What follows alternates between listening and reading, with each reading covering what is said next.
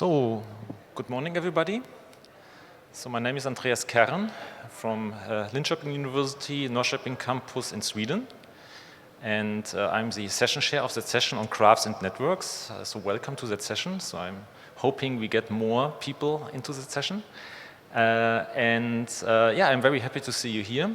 I think you are familiar with the format, so please ask questions in Slido. It's also a possibility to ask questions here, but I guess, so we have seen that the Slido mode works quite well.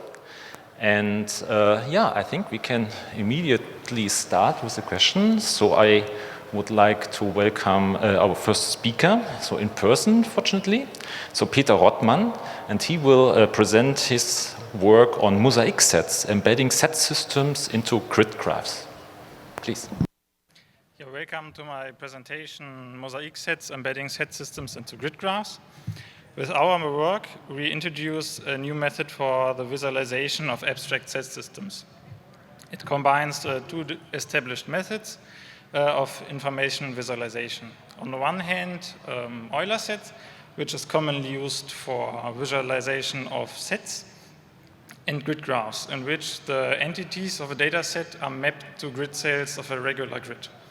So in our approach, we combine this and create an Euler graph in which the set elements of the sets are mapped to a regular grid. Such a visualization could look like this manually created map, in which the set elements correspond to working groups of the University of Bonn. Each set, which is displayed here, corresponds to a department which consists of multiple research groups. Additionally to those sets, we also want to visualize some research projects on top of it, which consists also of multiple research groups. For the drawing of such a visualization, we distinguish between a base map and overlay sets. So the base map consists of disjoint sets, which consist each set element once. For the overlay sets, we can use any arbitrary sets.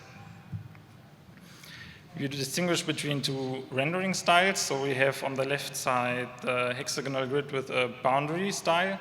On the right side, we have a square grid and a cape style drawing. As a problem statement, we have a collection of sets, which is called C, and the union of all sets is S. Then we also have an empty grid graph, which has at least as many vertices as set elements present in S. Our goal is now to map the set elements to the grid cells of our grid graph. For doing this, we have three constraints, which we have to fulfill. So the first one is that each grid cell is occupied at most once. That means we can also have empty grid cells of our grid graph. Additionally, each element in S is mapped exactly once to the grid graph. And as last constraint, we have that the contiguity of each set should be fulfilled. Our basic objective by doing this mapping is that we maximize the compactness of each set in the resulting map.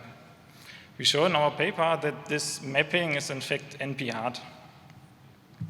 Because this is an NP-hard problem, we propose an integer linear program. And I will show this in an example case. So here we start with 6 set elements, and I highlight a single set as one of those set system. We also have this empty grid graph. Then we introduce variables for each set element to each grid cell. Following the constraint of the problem definition, exactly one of those variables has to be assigned. The second constraint limits the number of mapped set elements to the grid cells to a maximum of 1. Then we can select such a mapping. This could, for example, be this mapping for a single set element. And we can also expand this to all set elements of a single set. And we can also extend this to any arbitrary number of sets. So here we have, for example, sets S2 and S3. To enforce the contiguity of each set, we adapt the flow model by Schirabe and add a flow variable for each edge and each set. Then we add two constraints. So the first one is that each selected grid cells contributes 1 to the flow.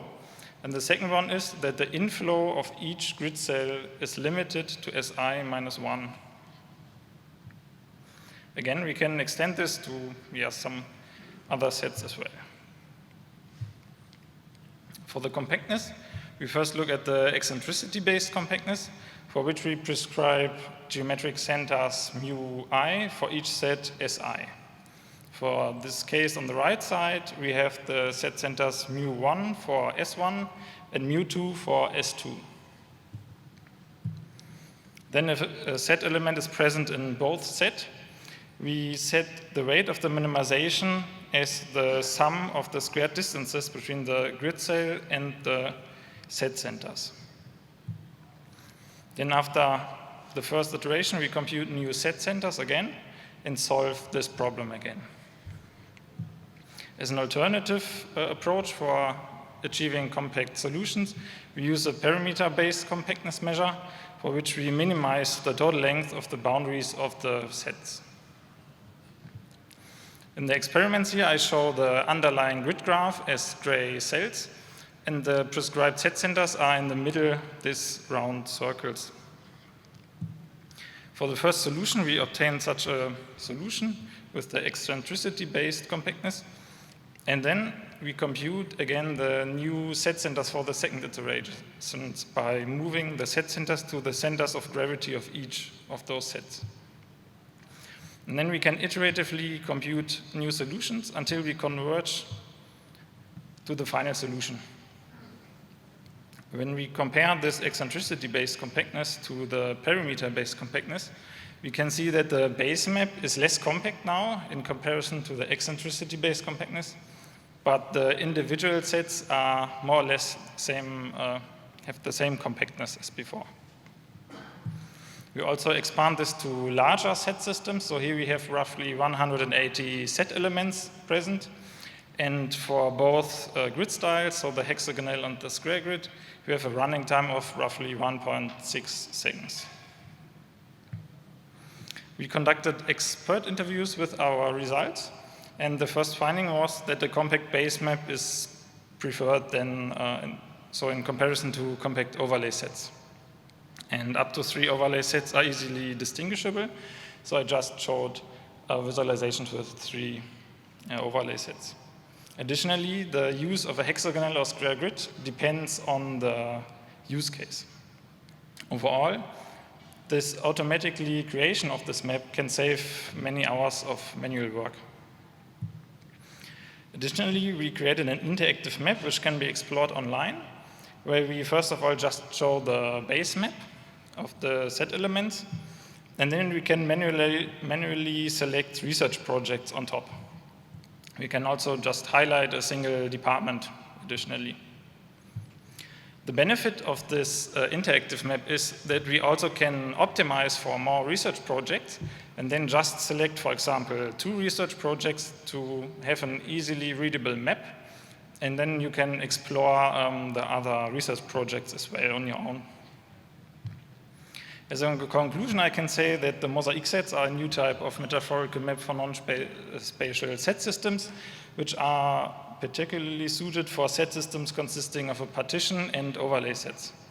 This works really well if the number of overlay sets is small. And for instances with many overlay sets, we still can enforce the contiguity for the base map and relax the contiguity constraint for the overlay sets, but still optimize for the compactness. Thank you for your attention.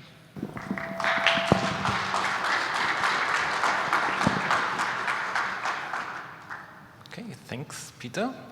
Are there any questions from the audience? On Slido, there are at the moment no questions, so please ask questions if you have one. I have one question.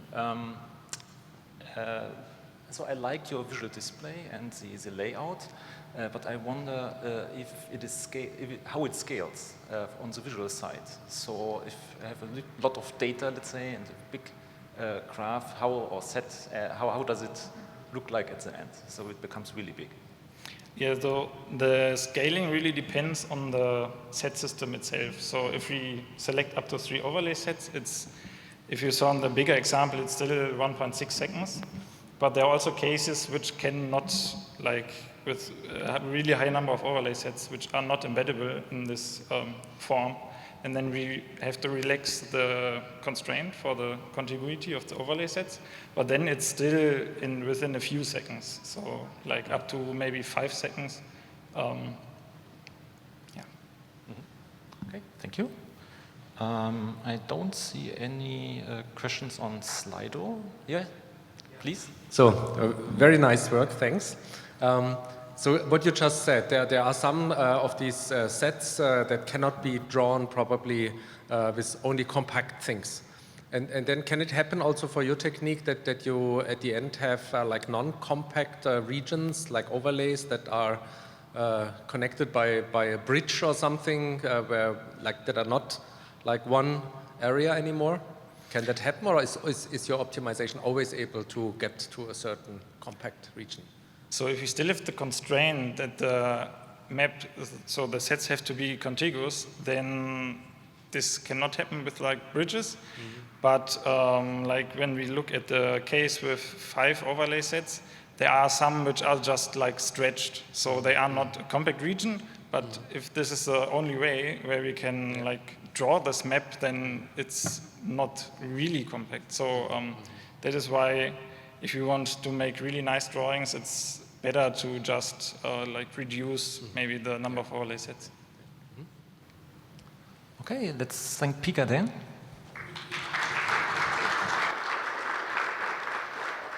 And then we come to the next presentation, which will be a virtual one, which is entitled Taurus, Towards a Unified Force Representation and Universal Solver for Graph Layout. And I'm not sure about the speaker, but 2 speakers are named here, Yunhai Wang and Mingliang Su. Hello everyone, this is Mingliang from Shandong University. Today I'm glad to introduce our paper, Taurus Towards a Unified Force Representation and Universal Solver for Graph Layout.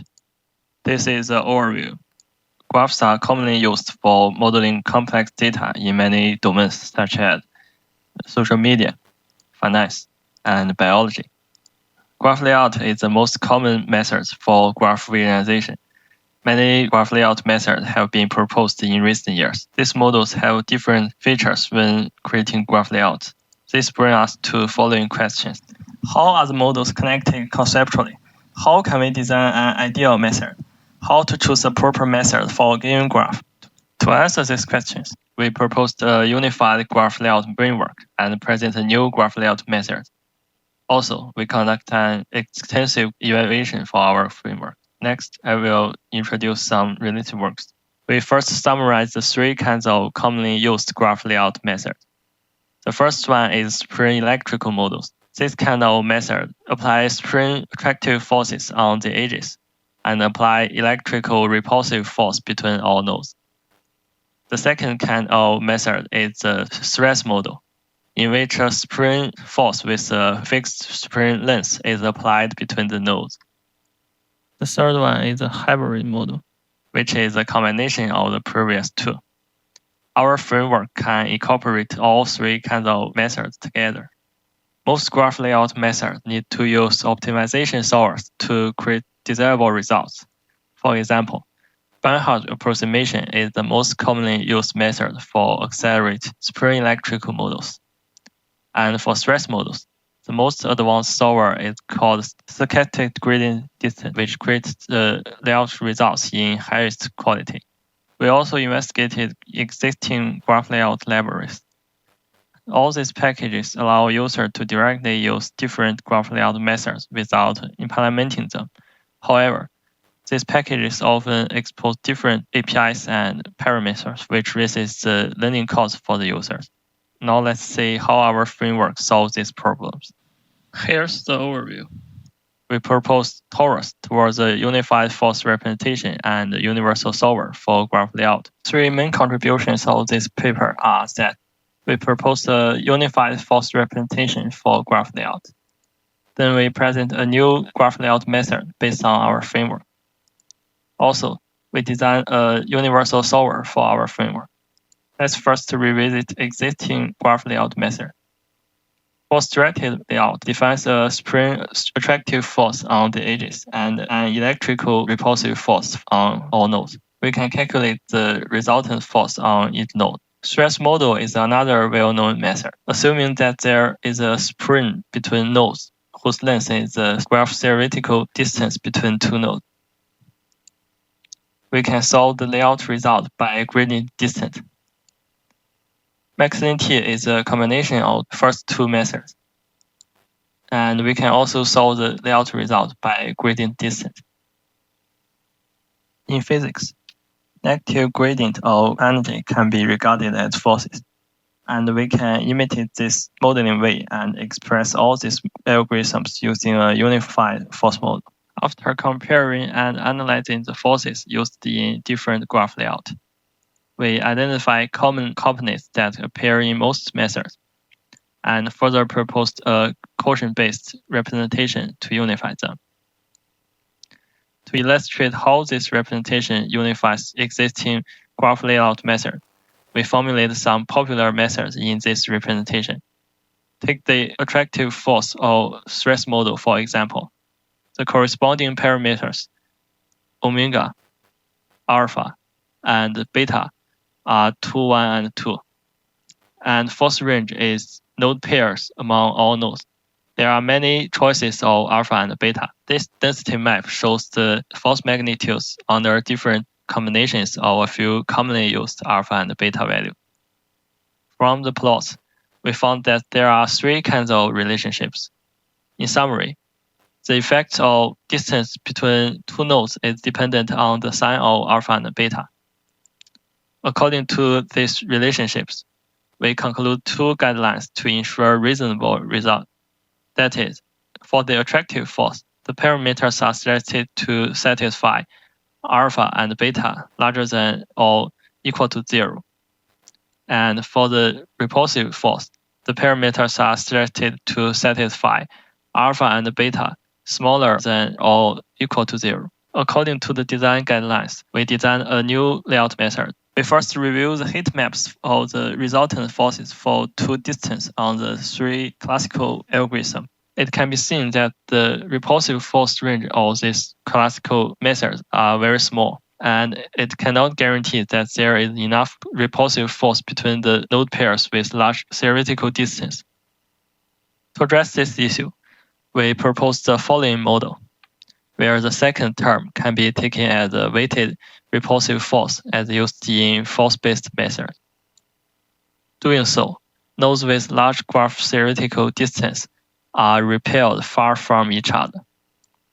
On the other hand, this model is able to efficiently preserve graph theoretical distance, since the resultant force is 0 when the graph theoretical distance between two nodes is equal to their Euclidean distance. In this case, we call our new method balanced stress model. Our balanced stress model performs well in most kinds of datasets. Now let's come to our universal solver. Recently, a powerful optimization solver, stochastic gradient descent, which we call SGD, is attempted to solve the stress model. It is shown that SGD can reach lower stress areas and get more reasonable results. However, the method is originally designed for minimizing energy functions and thus has not been used for solving force-based layout methods. Since energy is the negative integral of a force, we can formulate each of the quotient-based force models as an energy form. To minimize this energy, SGD randomly picks a pair of nodes for moving it along the force direction at a time and repeats several iterations. Unlike traditional SGD solver, our SGD solver separates the gradient of the stress model into attractive and repulsive forces. This facilitates us to apply SGD to solve force-based methods. However, directly applying SGD to force-based methods might be too expensive because of its own time complexity. To improve this situation, we suggest to combine it with the Banhart method, which approximates the repulsive force between nodes with a time complexity of O(n) log n. Now let's go to the evaluation part. To evaluate our general framework, we generated 3 types of commonly used graph datasets: grids, binary trees, and clustered graphs. Also, we selected some real graphs of different applications. 7 measures are used to compare the different layout results. These measures are chosen to evaluate graph structure preservation or graph readability. Firstly, we compare the efficiency of our augmented SGD with Banhart and SGD solver for Spring-based method. In summary, our augmented SGD is significantly faster than SGD and similar to Banhart while generating the best layout. Also, our solver works well on large graphs with about 10,000 nodes. To demonstrate the effectiveness of our quotient-based representation and augmented SGD solver, we compared the implementation of layout method under our framework with its original or existing implementation. Overall, the results of all methods implemented in Torus are similar to or even better than the original implementations. Then we compare the visualization produced by different implementations. Here are 4 examples. In summary, our implementation on the right is able to efficiently maintain the original structure for all the types of datasets and performs better than original ones. Then we compare our proposed graph layout method, balanced stress model, with 5 existing methods. In summary, balanced stress model achieves a balanced capability in preserving overall distance, neighborhoods, and clusters, especially for the clustered and real graphs. The visualization shows that our balanced stress model is able to visualize the structures of different types of graphs well. Here we present a usage scenario. Suppose a user, Bob, wants to visualize a network that he wants to explore the potential clusters. He first implements balanced stress model using Torus to show the overview. Then he updates the parameters to apply the linlog method to display the clusters more clearly. However, the clusters in this graph layout are too tight to show the details in clusters. So Bob further adjusts the parameters to customize a proper method and found a good result that shows the clusters more clearly. We released an open source package and demo on GitHub. In conclusion, we propose a general framework, Torus, to unify popular graph layout methods. We present a new graph layout method, balanced stress model, based on our framework. We design a universal solver based on augmented SGD to find the optimal graph layout results. We release a graph layout library based on Torus that facilitates convenient implementation of graph visualizations in a unified manner. More details can be found on our website, and the source code are available here. Thank you for listening. Yes.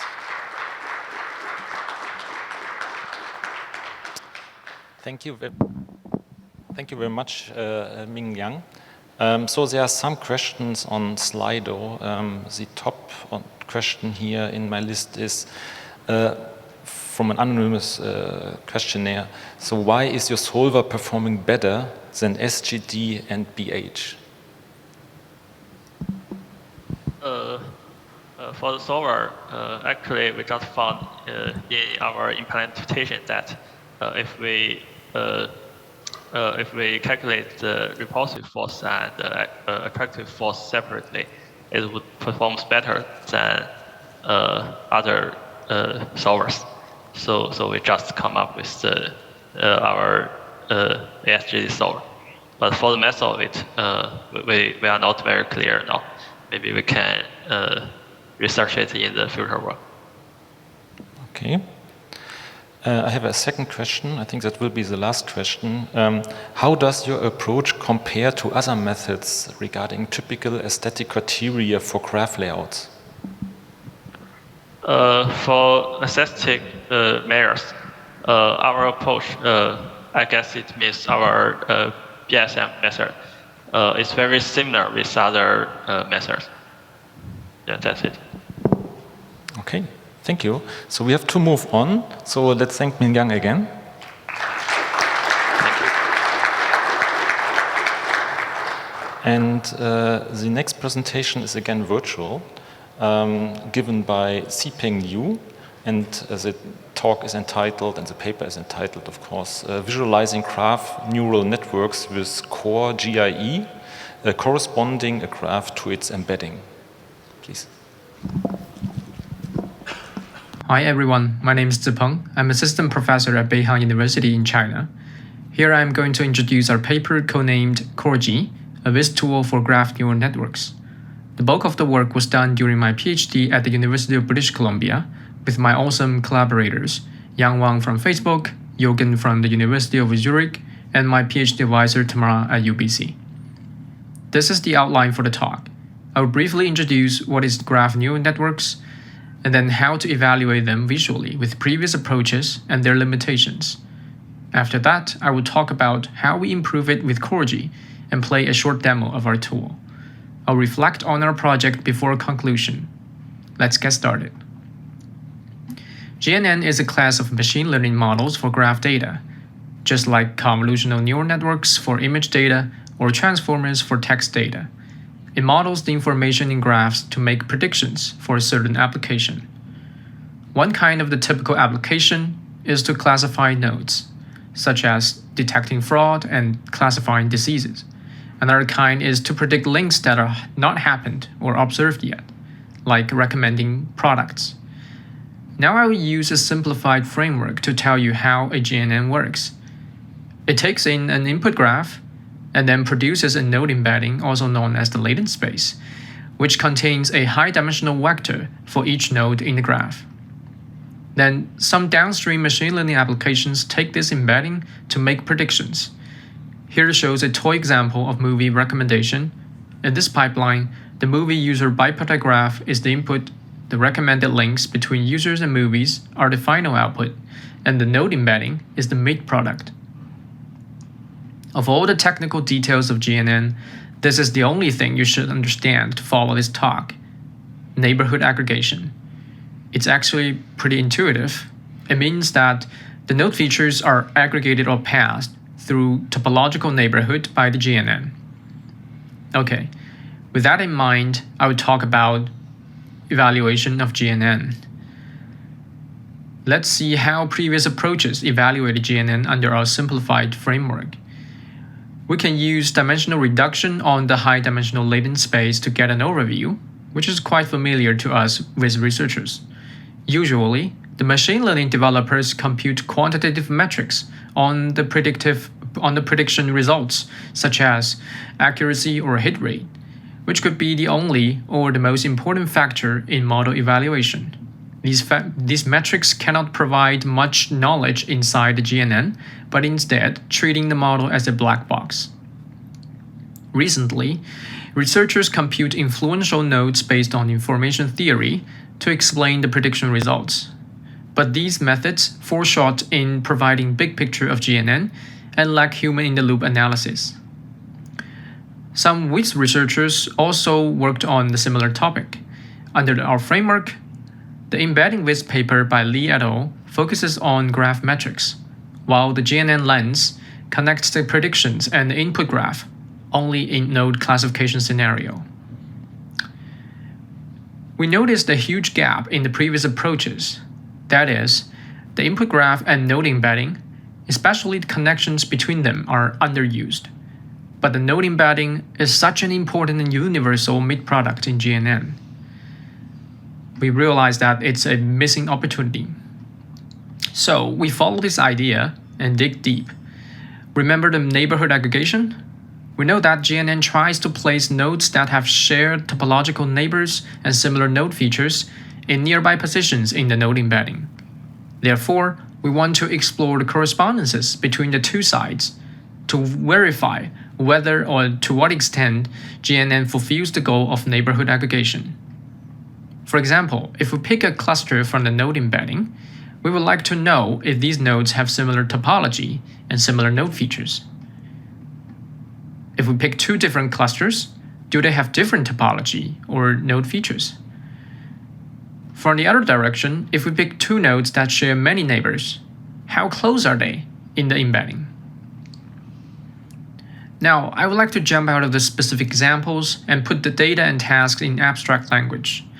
Theoretically, we divide the dataset into three spaces: topology space, latent space, and feature space, which contains information about neighbors, clustering and relative positions, and node features, respectively.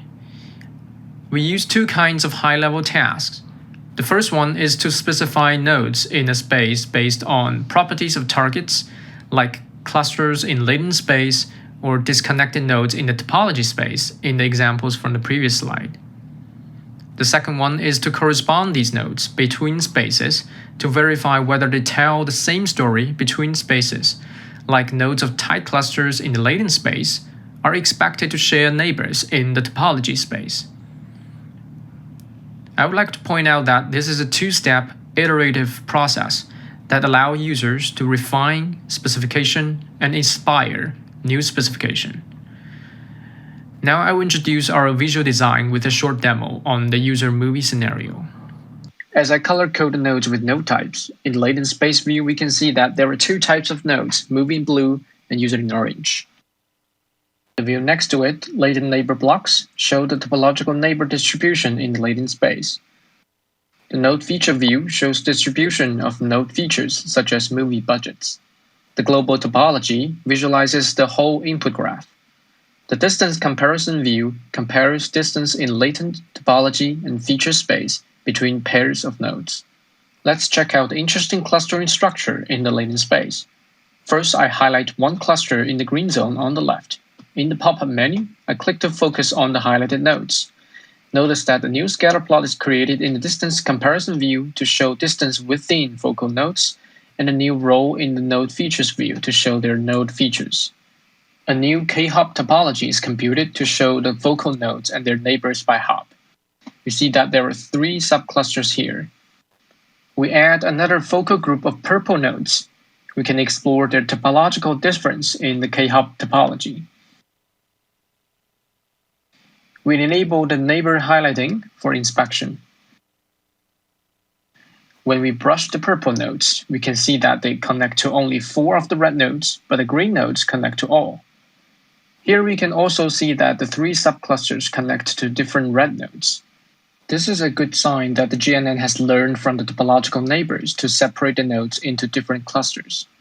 In the distance view, if we look at the latent distance distribution, we can see that the distance within focal groups are much lower than the distances between the groups. If we look at the topology distance, the distance within focal group 0 is quite high, potentially due to the subclustering structure. We can switch to the feature distance. Both within and between distance are all low, which is a bad sign that GNN did not use the node features well, or this feature does not have the ability to distinguish node. This is a quick glimpse of Corgi. You can try it online or watch the full demo later. Here I'm going to mention a design rationale in our tool. As we divide the data into 3 spaces, our views are designed either to show information about one space or to connect 2 spaces. In the demo, you have seen this k-hop layout, which shows topological neighbors of user-specified node sets. The idea is to mimic how information is aggregated in the GNN. Sounds familiar, right? Yep, this is inspired by the neighborhood aggregation of GNN. Within the box, we cluster neighbors using their topological connections to show structure within. Finally, I would like to reflect on this project and try to summarize some useful practice. The first thing is about the big idea of finding correspondences between the input, output, and middleware of the GNN pipeline. This does not fully open the black box, as we don't go inside the neural network, but as a result, it can work for many GNN models, and I believe this idea could be generalized to other types of models too. The second thing is about the notion of data spaces. We find it really useful to think about the connection of spaces during the project, as it tidies up the complex information in the dataset based on our purpose. I wonder there will be new spaces for future extension, such as geospatial spaces for graphs with specific domain like traffic. To conclude, this is Korji. We contribute a new approach to evaluate GNN visually by exploring the correspondences between the graph and its embedding. In this approach, we propose the K-hop layout to review graph topology used in GNN. Feel free to scan the QR code on the bottom left to get out more about this project. That's all. Thank you.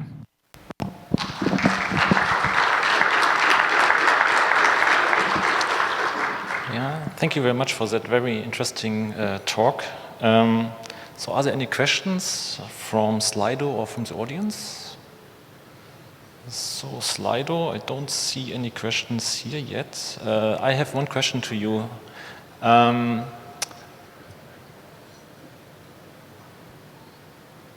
Is he here? Yeah, I'm here. I can hear you fine. Perfect. Hello, hi. Your tool or your visual design, it's composed of a lot of different views, and each view looked very rich, let's say. If I look to such complex systems, so I'm always wondering about the cognitive load if users use it. Do you have any experiences already in that matter? Yeah, that's a really good point. That's a pretty common problem with many papers in Viz, actually. And during the process of developing this tool, I think we have 5 participants in total to test our tool, and 3 of them pointed out the system is too busy visually. So we improved the layouts and improved interaction based on their suggestions, and then tested the improved version with the later 2 participants. And the feedback is getting really good results. And I want to point out that also there are many views, and it could be visually busy if you are not a GNN expert. But the task, as I mentioned in the slides about specify and correspond, these 2 steps is quite universal or simple steps, and it's simple task to form a strong and complex system. So the expert can get that according to our feedback. Very much. I think we are running out of time. As usual, if you have questions, there's also this Discord channel where you can ask questions and get answers from the speaker. Thanks. Yeah, thank you again, Sipeng. Thanks.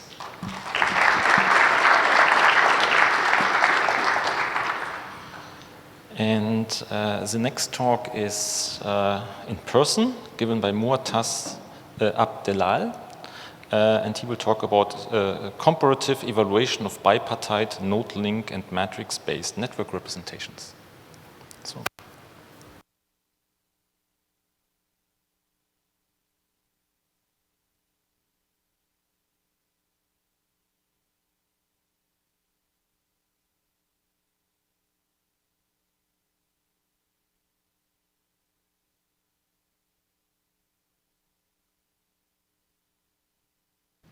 All right. Hello, everyone.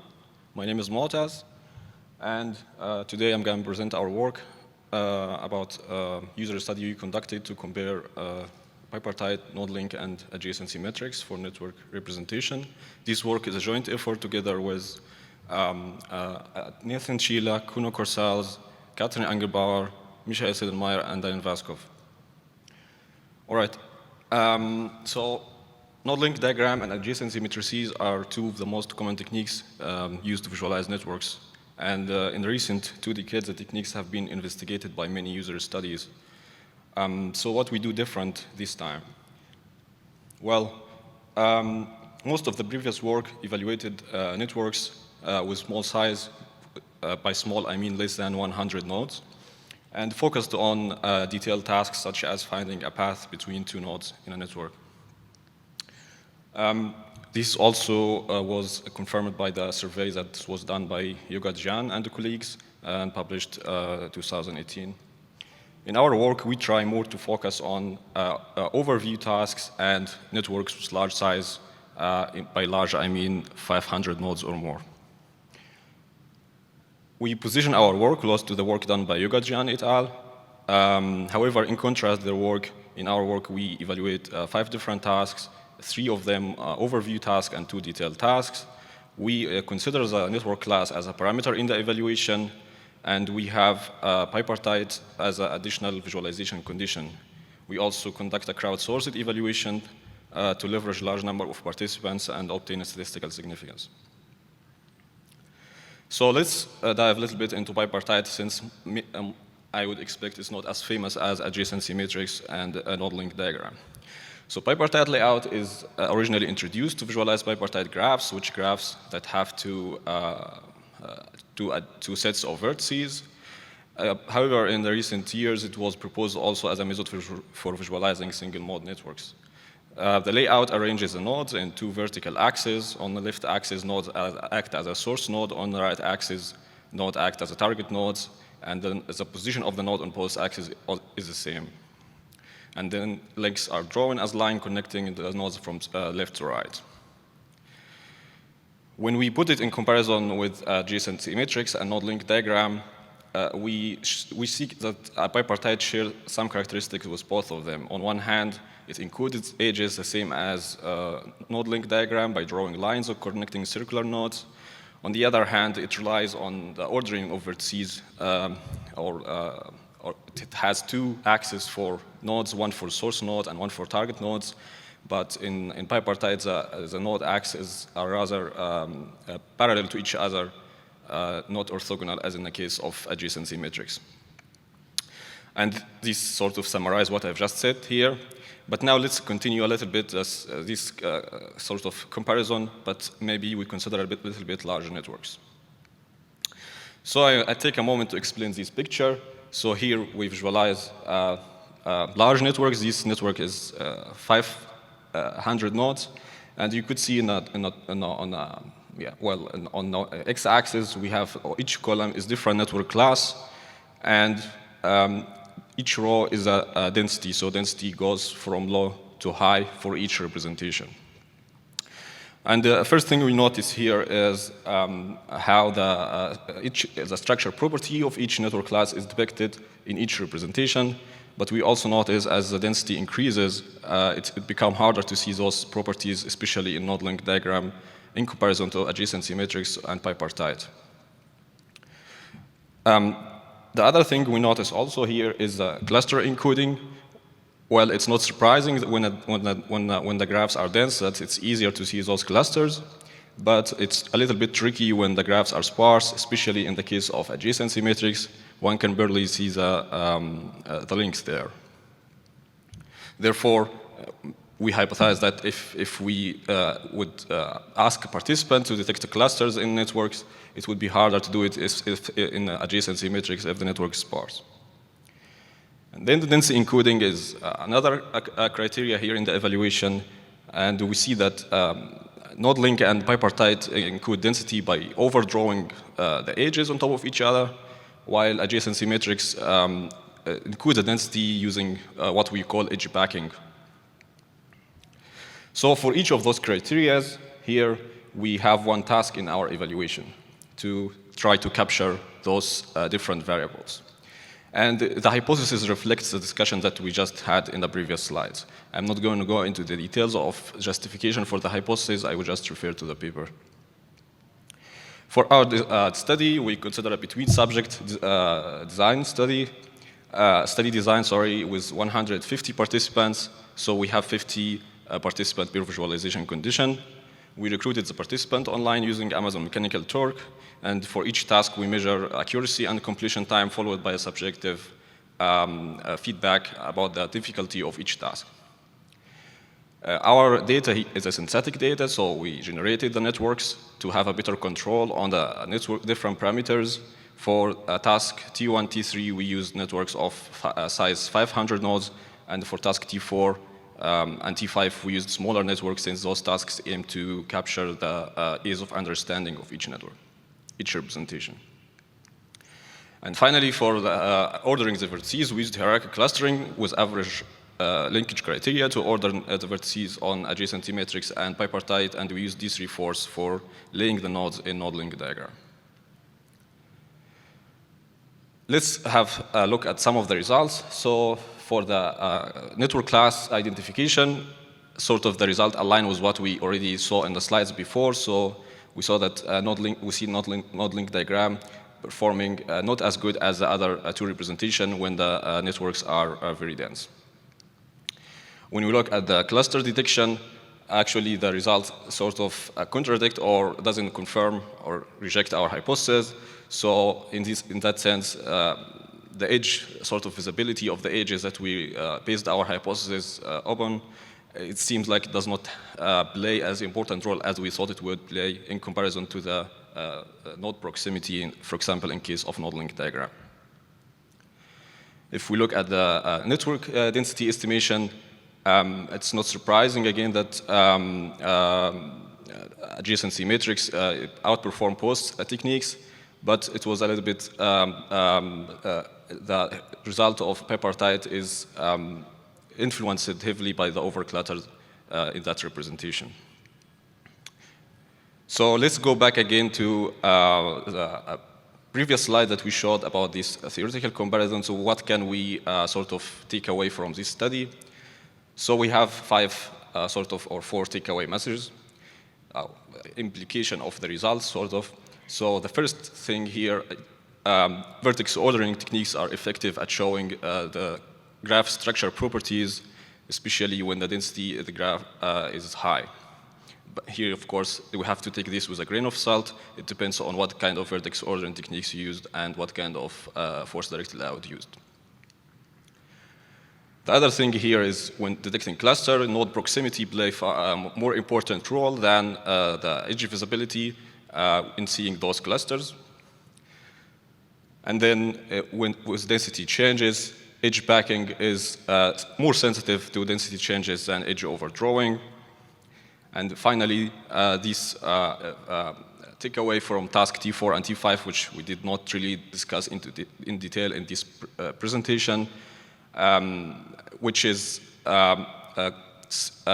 place more weight on how the network nodes are arranged in characterizing the network similarity between different representations. So if two representation shares the same visual encoding, but use different representation for laying out the nodes, that means probably they will have different result at the end. With that, I would like to end my talk. I thank the whole team and our funding agencies, and thank you very much.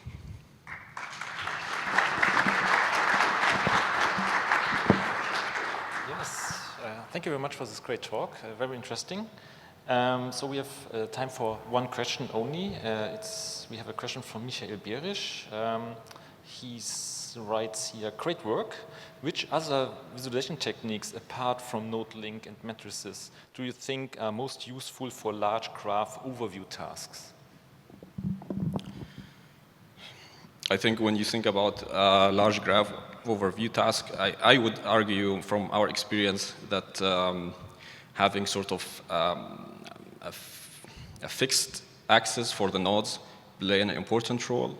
So I would say similar techniques would be, for example, arc diagram, because also they have this notion of having one axis, either horizontal or vertical, but nodes have sort of a fixed axis over.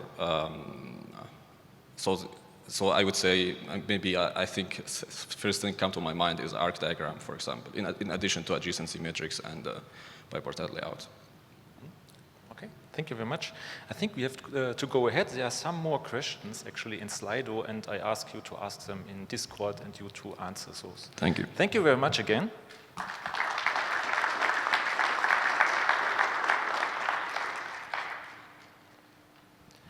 And our next talk is also given in person by Mashael Al-Kadi. And she will talk about understanding barriers to network exploration with visualization, a report from the trenches.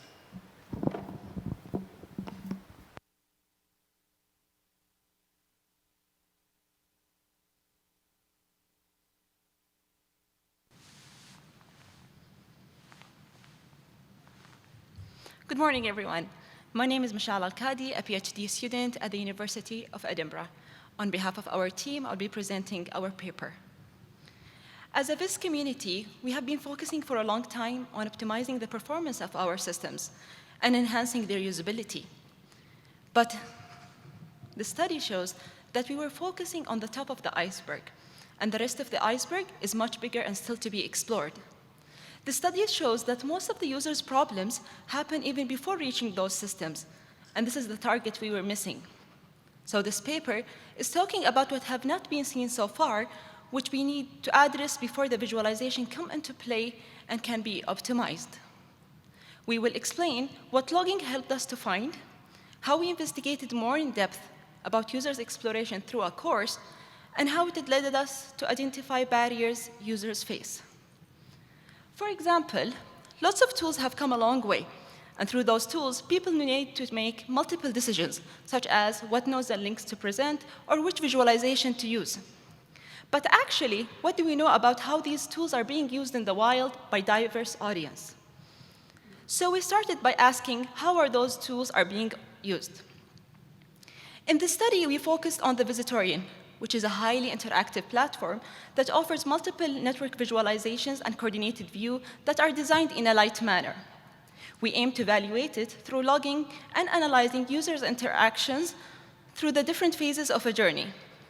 A visualization journey starts by creating a network where the user starts by uploading their data through a single upload page and specifying the attributes they want to choose, which was inspired by the common format of Node XL.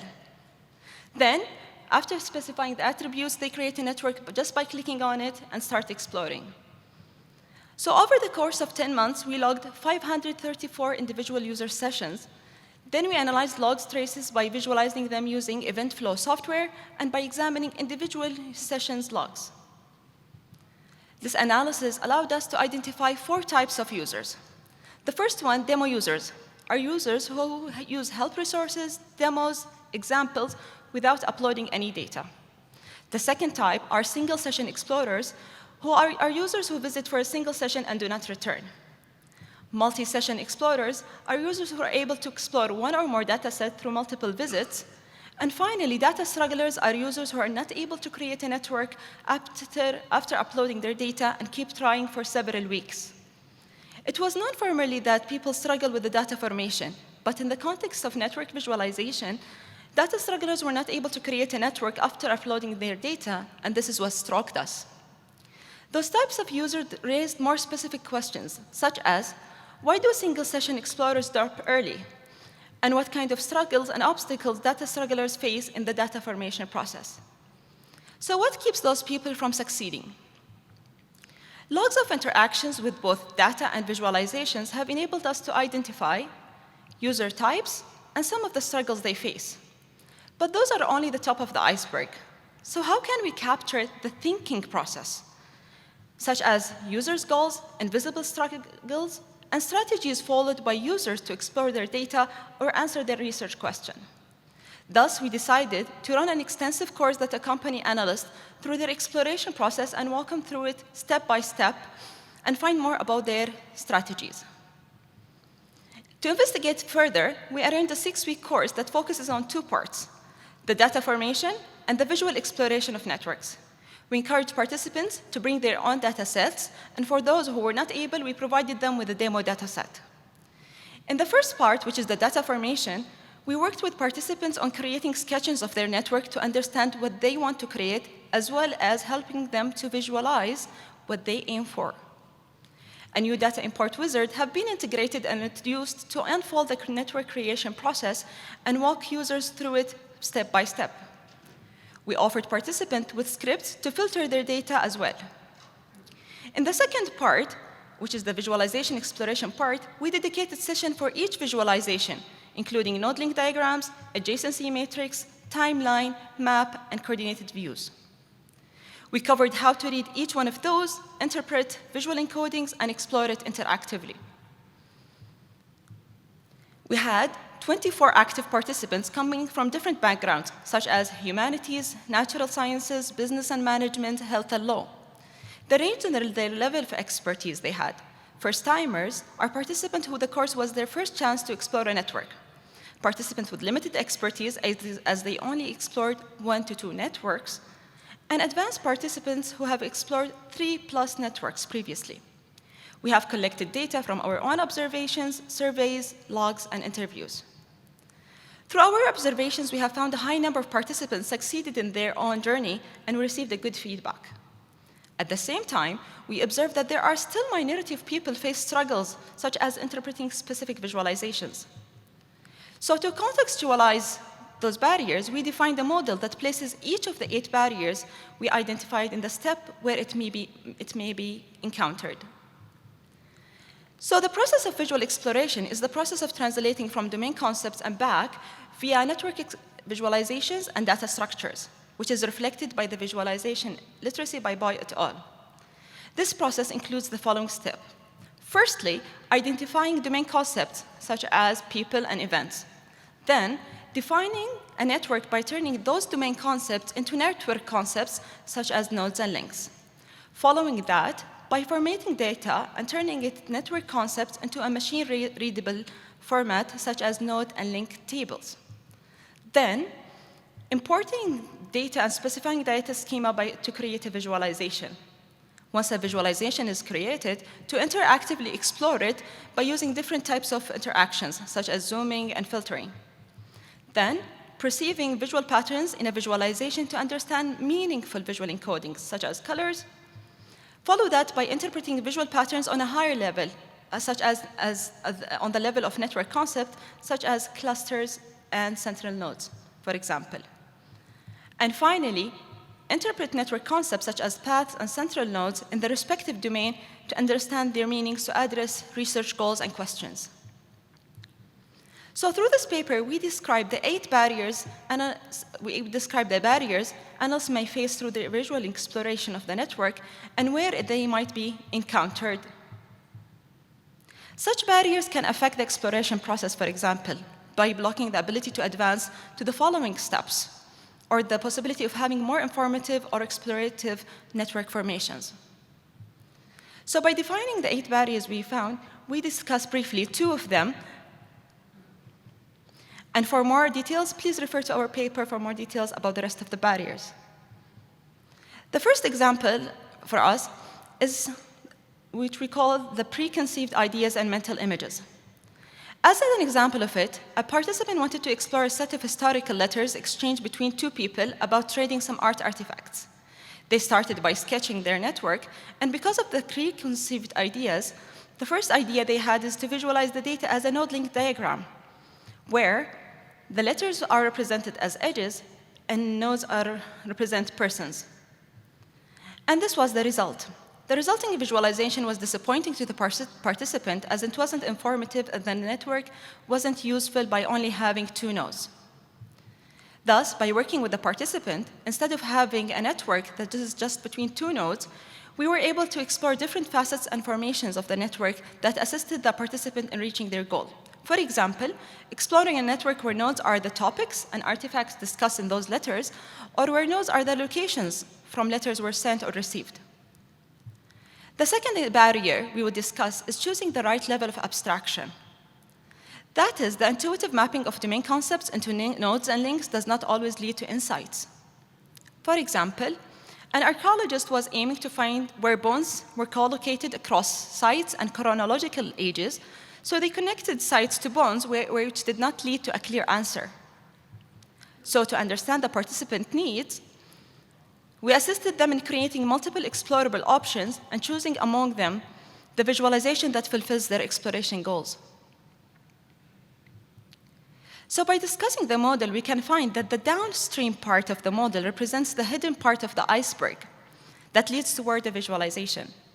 So as much as we want to enhance those visualization tools, and they're nice, they all start from a point where only few users can reach, and that is why we need to direct more research into. Thus, we conclude by mentioning some of the barriers' implications. Although most of the participants have succeeded in their exploration, we find that most of the barriers happen before visualization is created and that are independent from the tools themselves. And that our findings open a lot of questions on how to address the implications of those barriers on the following. On the current study methods, and the need to develop new ones to capture the thinking process and understand how our visualizations are not being used, on education of visual network exploration and what considerations to take, and the tools design and how to increase the scope of our tools to encompass other parts of the network analysis process. And for more barriers, please refer to our paper, and thank you for listening.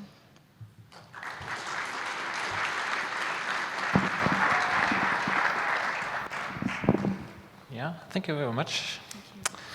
We have time for one question, and I don't think we have questions on Slido. No questions from the audience? Then I have brought one. If I got it right, you based your study on this one tool, Vistorian was it called, right? Do you think it has any consequences on the generalizability if you have based your study on this tool only, or is that important? Thank you for your question. So far, as we said, most of those are independent from the tools themselves, because most of them appear before even creating a visualization.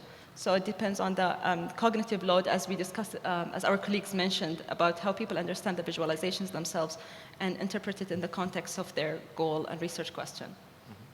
Okay, good. Thank you. Are there more questions from the audience? No? No, then I think, thank you very much. Thank you very much. Thank you.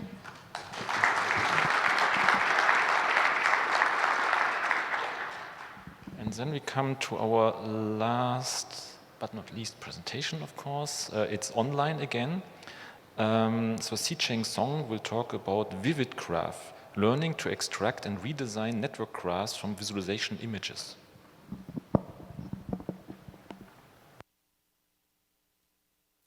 Hello everyone, I am Si-Cheng Song from ECNU. It is my pleasure to share with you our new study named Vivid Graph, published on TVCG 2022.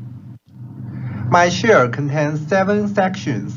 As we know, network graphs are popular and primary visualization. However, they always exist in bitmap form. This makes it difficult for us to update the graph data or modify the graph style. To solve this problem, we introduced the Vivid Graph, a pipeline for automatically extracting and redesigning graphs from static images. Importing a static image, we can automatically extract its original data and perform some interactions with it, such as recoloring, relayout, and modifying the data. Actually, there are many inverse visualization researches that extract data from other types of charts. For example, revision focuses on data extraction for pie charts and bar charts. On the basis of revision, Chart Sense focuses on semi-automatically extracting bitmap chart data by manually adding information. Poco et al. Pays attention to the role of the ligand text in the charts and extends the research to heatmaps. Figureseer aims to extract data from line charts, while there are few studies on network graphs. This is due to the complex network graph data and no public dataset with pixel-level label. Inspired by the work of Han et al., we employ a synthetic dataset to accomplish this task. Vivid Graph is a pipeline composed of 4 modules.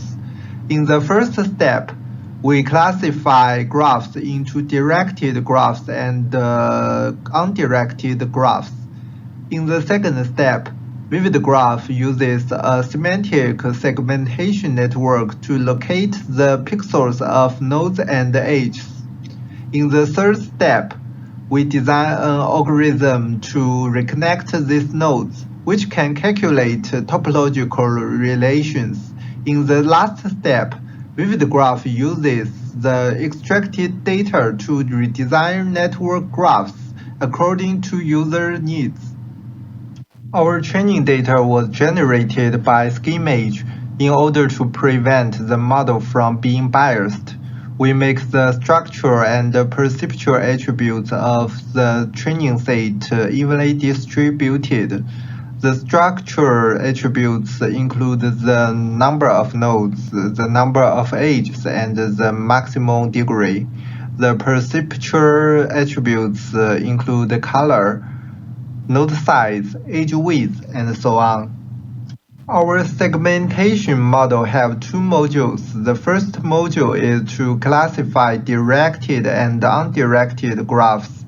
After comparison, we choose Inception v3. The second one is to perform semantic segmentation on the input image, detecting each pixel as background, node, edge, or arrow.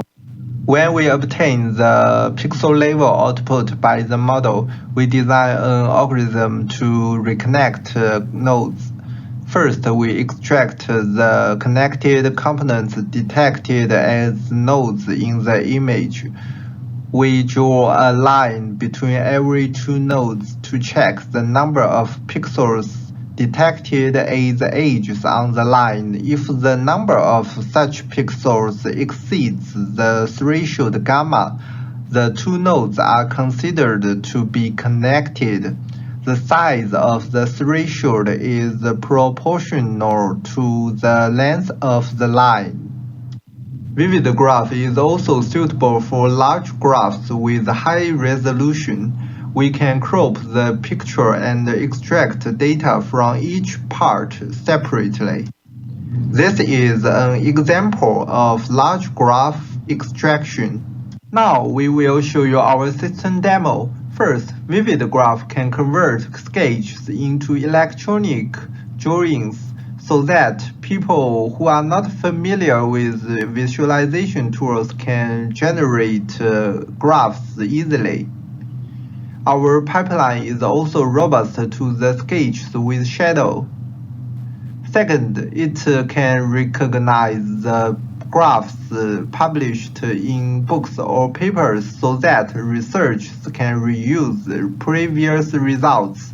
What we are showing now is to modify the neural network graph in the neural network zone to another network structure. Third, users are allowed to modify styles to make graphs better design. We can retarget the graphs to three styles, D3, eTrust, and ENT-V. We can relay out the graph. Layout methods include circular layout, grid layout, adjacency matrix, and force guided layout. We can also modify data on the network graph. We propose two methods to prove the effectiveness of our model. The first method is NetSimul, which is a scalable and effective method for measuring the structural similarity between two networks. The second method is SSIM, which is widely used to evaluate the similarity of two images. We select these four patterns that often appear in the network for evaluation experiment. High SSIM and low NetSimul show that Vivid Graph can accurately extract networks of various patterns. We collect 100 pictures from Google Shutterstock, eCharts Gallery, D3 Gallery, and user hand-drawn sketches as our evaluation dataset. The error mainly comes from some complex graphs and unclear pictures in the world. However, Vivid Graph can still extract most networks. To further verify that our method is robust to graphs with different resolutions and number of nodes, we build 4 additional corpora. The results demonstrate that although the indicator decline, our method is still effective. The time complexity of reconnection algorithm is O(n) squared, so the time spent grows significantly with the number of nodes. Vivid Graph explores the application of deep learning for graph visualization extraction. Since it is a data-driven model, we will further improve the accuracy of the model in the future so that it can handle more kinds of graphs. Cooperating with designers to improve the human-computer interaction experience of the system is also under our consideration. That's all. Thanks for your listening.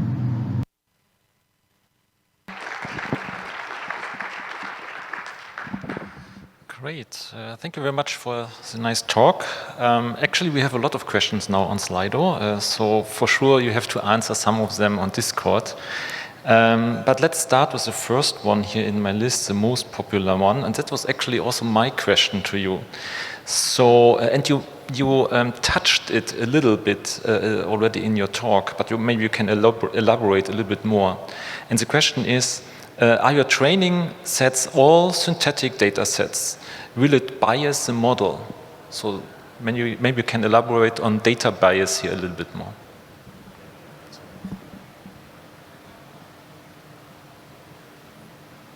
Wait. I think. Okay. Can you hear me? Yes. Okay. The answer is yes.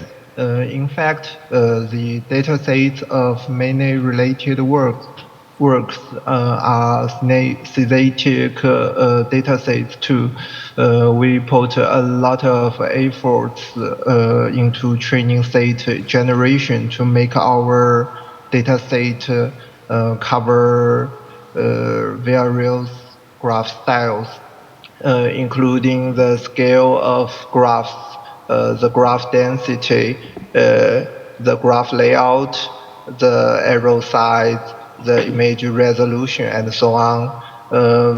Our evaluations on real-world data sets with about 100 images, which we collected from Google or eCharts D3 library, also demonstrate the effectiveness of our model.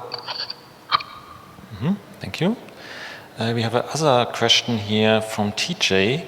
How does the algorithm deal with dense node link diagrams? Any results or thoughts how to process those? Our algorithm deal with dense node link diagram is to cut them into several crops and perform our recognition algorithms individually in these crops, and then to calculate them. Okay. 1 second. So it got. So there's other question. The last one. Did you consider hollow nodes? This is a very common concept, I guess, in network graphs. Hollow nodes.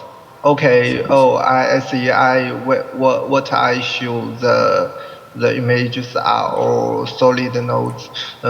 This is a very good question. I think the ages of hollow nodes will be ambiguous with the ages because the side is very like the ages, which bring our work new challenges.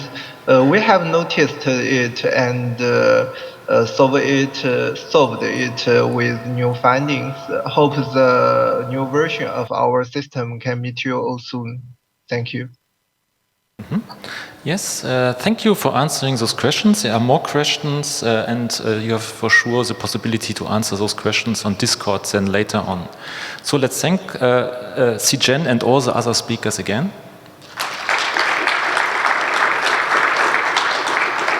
And herewith I close the session. Thank you very much for the attention, and I wish you all a good lunch.